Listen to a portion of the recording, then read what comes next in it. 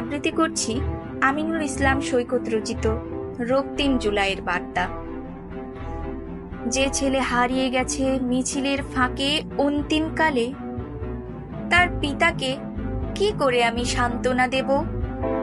সহসা যে মায়ের আঁচল শূন্য হয়ে গিয়েছে, আমি কি করে শোনাবো তাকে কষ্টের কবিতা?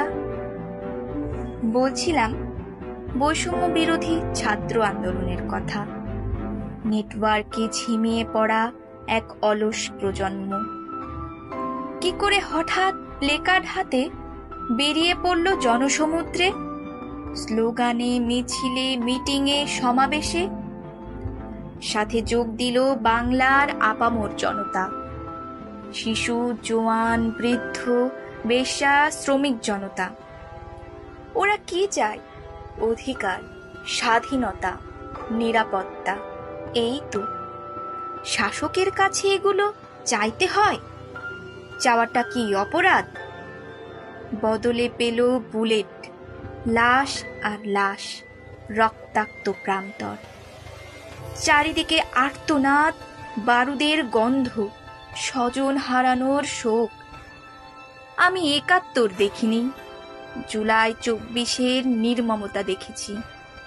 আমার ঘৃণা হয় স্বৈর শাসকের প্রতি, লজ্জায় ঘুম আসে না। এটাই কি শহীদের রক্তের বিনিময়ে অর্জিত মানচিত্র? আমি দেখেছি ১৮-এর রক্ত ঢেউয়ের মতো টকবক করতে। তারা মানে না অন্যায়, ছুটে চলে রোদ বৃষ্টি আতঙ্কের মাঝে। চোখে স্বপ্ন, হাতের মুঠে প্রাণ, স্লোগান যেন সাউন্ড গ্রেনেড। এসব দেখে আহ্লাদিত একদল মানুষরূপী অমানুষ। শহরের বুকে অনেক কিছুই বিক্রি হয়ে গেছে। বিবেক, মনুষ্যত্ব, বন্ধুত্ব, ভালোবাসা ও দেশপ্রেম।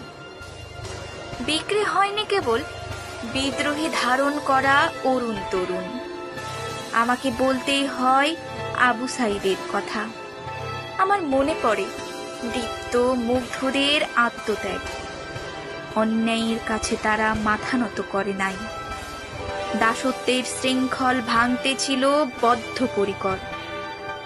ওই যে ছোট্ট শিশু আহাদ, কি দোষ ছিল তার? স্বাধীন দেশে জন্ম নিয়ে সে পায়নি নিরাপদ আশ্রয়। এক নদী রক্ত সংগ্রামে অবশেষে তারুণ্যের বিজয়। আগামীর বাংলাদেশের জন্য এ আরেক ইতিহাস। এ চেতনা ছড়িয়ে পড়ুক টেকনাফ থেকে তেঁতুলিয়া, মানুষ থেকে মানুষে, প্রজন্ম থেকে প্রজন্মে।